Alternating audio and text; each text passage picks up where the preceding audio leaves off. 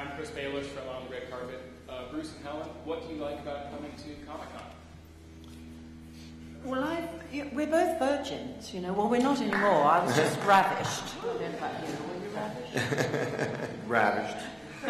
By Comic-Con. Oh, at least I'm a virgin no more. I had a bit of foreplay on the, beforehand, and then I got ravished. Is it the fans? Is that the number one reason you guys like to come? Is it what? The fans? That's obviously what it's all about, isn't it? I just went into the big room, because I had to see that. That's what it's all about, isn't it? And understanding for the first time that, I get it. This is where, because we obviously travel in a bubble a lot of the time, don't we? We're either in rooms with guys like you or red carpets behind red things. And there is where you actually get to have real face-to-face experience with fans. And the great thing about Americans is their ability to be enthusiastic and obsessed about stuff and do it on such a grand scale. And for me as a Brit, coming into this, it's really exciting and endearing, and it's everything that you love about America, quite honestly, is that commitment and excitement and enthusiasm and kind of an innocence about it, and it's great to be a part of. And I think we should. It's fantastic to have this kind of venue that you can get down and dirty, if you like, with fans and with people like that. It's great. This question is for all of you. What is the one thing that drew you to this project? What made you say, I've got to do this?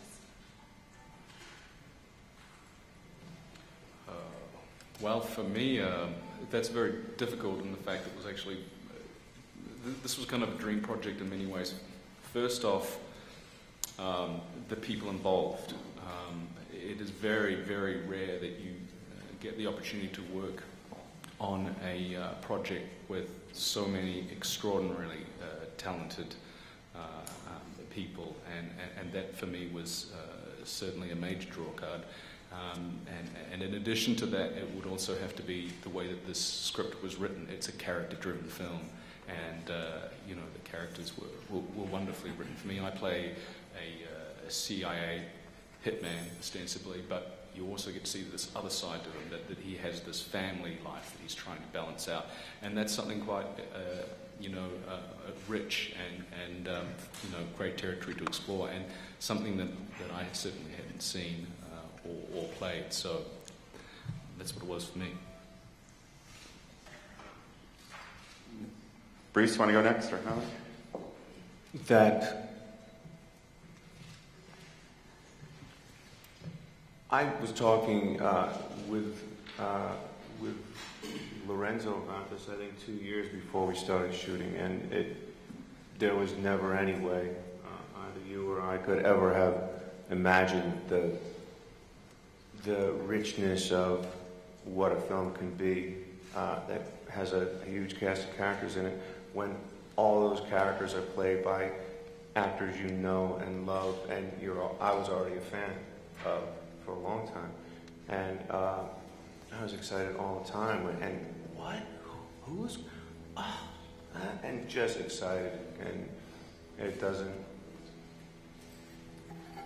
I think we're just starting to talk about it now. We're starting to talk about this film and get a response to and find out how to respond to this film. But I think one of the things that's going to be talked about between now and the time the film comes out a lot more is the fact that just the phenomenon of having this many actors and this many movie stars in the film who told a great story and told a really complicated, ambitious story that's fun and funny and has action and is very satisfying.